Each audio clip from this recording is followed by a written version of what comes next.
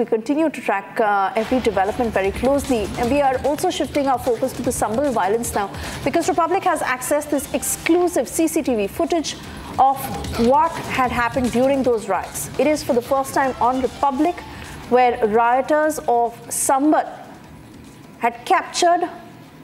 were captured, I beg your pardon, on CCTV cameras.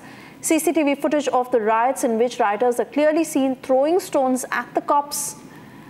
In this footage, you can see how each rioter can be seen stone pelting at the cops, and it is a well-planned conspiracy. This mob was incited and they were on the ground. In fact, even in the second FIR that has been registered by the police, where they've clearly stated that the CCTV footage shows how they not just attacked the cops, but also tried to destroy the CCTV cameras. They tried to destroy evidence against them. They were masked men. They had covered their faces. They did not want to be identified. And this mob that went on to outnumber the police at one point resorted to vandalism, arson, and rioting. So we've put out those 3 videos on your screens, the 3 videos that show you 3 separate angles of how the riots broke out and how these rioters went on to attack the cops. In some places where they even outnumbered the cops until the deployment was heightened. And here you see how they are openly pelting stones, attacking the cops.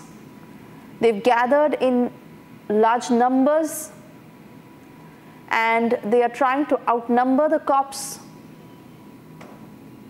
cross through the barricading, cross through the police deployment in order to ensure violence on the ground.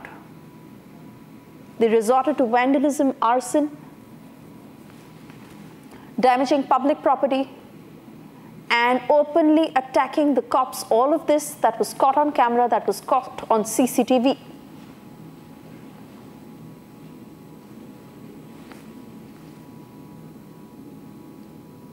Vaibhav from Republic Bharat will join us shortly to take us through the details, as we must also understand that this is the CCTV footage that the police is also inspecting and monitoring, as evidence is coming out in full force to how these rioters had taken the law into their hands. They had resorted to vandalism. They had ensured violence on the ground to disrupt peace. And as much as the Samajwadi Party and the Congress is trying to pin the blame on the cops, in fact, Akhilesh Yadav, who had also gone on to say that the CCTV footage must be inspected.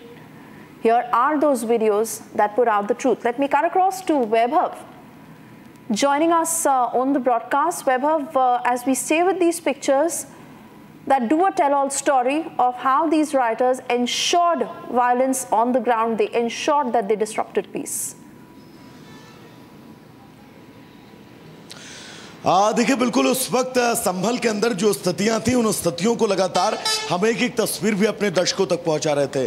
और आज जो ये तस्वीर exclusive Republic अपने दर्शकों तक पहुंचा रहा है, उस तस्वीर में बिल्कुल स्पष्ट दिखाई दे रहा है कि कैसे पत्थरबाज सुनियोजित तरीके से उस जगह पर पहुंचते हैं। पहले से ही प्री प्लानिंग के साथ किस तरह से पुलिस पर पथराव किया जाता है, और जो मंशा उन लोगों की ये थी कि यहाँ पर पुलिस पर पथराव करके सीधा उस सर्वे टीम को निशाना बनाया जाए, और मस्जिद के ठीक बगल स्थित जो बाएं हाथ पर गली है, उस गली के अंदर जितने भी पुलिसकर्मी मौजूद हैं उनको निशाना बनाकर वो सीधा मस्जिद के फ्रंट गेट पर पहुंचे और सर्वे टीम को निशाना बनाए।